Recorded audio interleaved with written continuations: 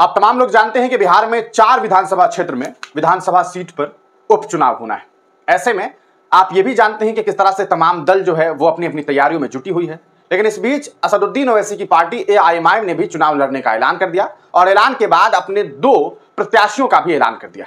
यानी कि 2 विधानसभा क्षेत्र, एक बेलागंज और एक इमामगंज से अपने उम्मीदवार का ऐलान कर दिया। और इस ऐलान के बाद बिहार की सियासी सरगर्मियां जो है वो काफी बढ़ गई। असल मामला यह है कि बिहार में एआईएमआईएम पार्टी ने जिन नेता को टिकट देने का काम किया है उसके नाम के सुनने के बाद कई सारे राजनीतिक दल के जो आला नेता हैं वो भी चौंक गए हैं कि आखिरकार एआईएमआईएम को ऐसा कैंडिडेट कैसे मिल गया। मामला यह है कि बेलागंज जो विधानसभा क्षेत्र है वहां से आपको बता दें कि एआईएमआईएम पार्टी यानी कि असदुद्दीन ओवैसी की पार्टी ने आज जिस व्यक्ति को टिकट दिया है उनके जो पिता हैं वो नीतीश कुमार के काफी करीबी हैं। अब आप सोचेंगे आखिरकार ऐसा कैसे हो सकता है कि नीतीश के करीबी के बेटे को एआईएमआईएम ने टिकट दे दिया है। लेकिन बात ऐसी ही है। जी हां, आपको बता दें कि बिहार के मुख्यमंत्री जनाब नीतीश कुमार जिस वक्त से नेता हैं वो छात्र आंदोलन के नेता हैं। आप तमाम लोग जानते हैं जेपी के आंदोलन और अलग अलग आंदोलन के हिस्सेदार रहने वाले नीतीश कुमार और उनके एक पुराने साथी हुआ करते थे जिनका नाम है अमजद साहब। जी हां, आपको बताते चलें कि अमजद साहब जो है वो काफी अमजद हसन सोलरे जो है वो अमजद हसन सोलरा जो है वो उनके साथी हुआ करते थे। उन्होंने राजनीति सीखी और राजनीति करने लगे। नीतीश कुमार के साथ रहते रहते अमजद साहब जो हैं उन्होंने भी राजनीति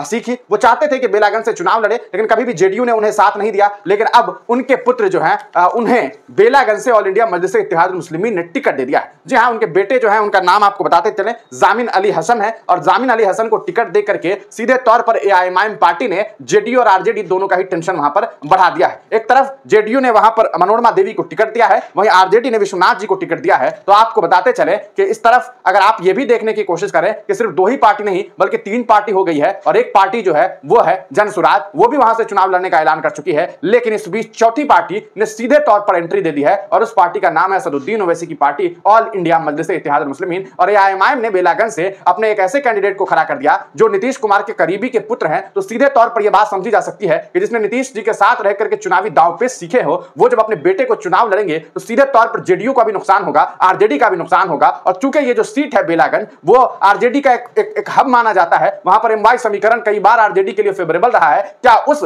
जो समीकरण है उसको तोड़ करके एआईएमआईएम जो है वहां पर अपनी छाप जो है वो छोड़ेगी? क्या वहां से एआईएमआईएम पार्टी सीट जीतेगी? ये तो वक्त बताएगा। लेकिन सीधे तौर पर इस बात को अगर आप समझने की कोशिश करें तो ये तय माना जा रहा है कि बेलागंज का जो चुनाव है वो सीधे तौर पर अब त्रिकोणीय मुकाबला देखने को मिलेगा। चूंकि जिस नेता को इन लोगों ने खड़ा कर दिया है उससे नीतीश कुमार भी टेंशन में है और उससे तेजस्वी यादव भी टेंशन में है। और आने वाले वक्त में अगर प्रशांत किशोर अपने नेता का ऐलान भी वहां से कर देते हैं तो उनकी भी टेंशन जो है वो कहीं ना कहीं बढ़ेगी। और गालिबन वहां से उनके जो प्रत्याशी है उनका भी ऐलान जो है वो हो गया है। 3 जगह से तो उनके ऐलान की खबर सामने आ गई है। अब देखना यह है कि इसके बाद क्या कुछ रिजल्ट सामने आता है, क्या यहां से एआईएमआईएम पार्टी चुनाव जीतती है। आपको बताते चले इसके अलावा इमामगंज भी एक विधानसभा सीट है और इमामगंज से जो है ऑल इंडिया मजलिस इत्तेहादुल मुस्लिमीन ने एक दलित यानी कि कैंडिडेट को खड़ा कर दिया है जिनका नाम जो है वो कंचन पासवान बताया जा रहा है। ओवैसी की पार्टी ने बिहार में 2 विधानसभा क्षेत्रों में अब तक उपचुनाव लड़ने का ऐलान किया है। 2 विधानसभा सीट पर अभी तक ऐलान नहीं किया गया। अब देखना यह है कि वहां पर कब तक अनाउंसमेंट होती है। और देखने की बात तो यह भी होगी कि क्या जय भीम और जय मीम का नारा देने वाले असदुद्दीन ओवैसी उनकी जो पार्टी है वो बिहार में कामयाबी हासिल कर पाएगी या एक बार फिर चुनाव हारने के बाद लोग उन्हें बीजेपी की बी टीम और अलग अलग